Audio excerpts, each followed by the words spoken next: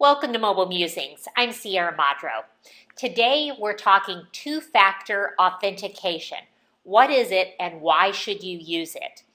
In the wake of the recent heartbleed virus, many people have been changing their passwords. When you're changing your passwords, you may have come across an option you hadn't noticed before. That option is two-factor authentication. Now, what does that mean, two-factor authentication? The two factors in authentication are something you have and something you know. In the past, the password has always been something you know. It's always been something you have stored in your brain or perhaps written down somewhere that is something you know that you can enter into the computer. What two-factor authentication does is add in the element of something you have.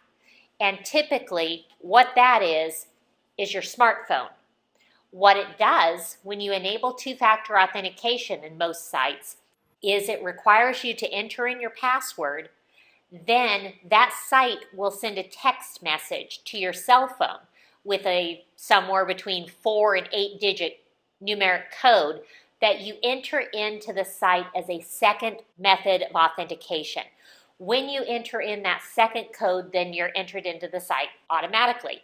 Those two factors increase security tremendously because if a hacker is trying to access your account, the hacker may be able to break through your initial password, but there's no way to break through the second factor of two-factor authentication.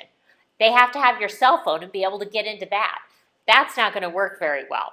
So two-factor authentication increases your security tremendously, and it's not really that much more difficult to use on a day-to-day basis.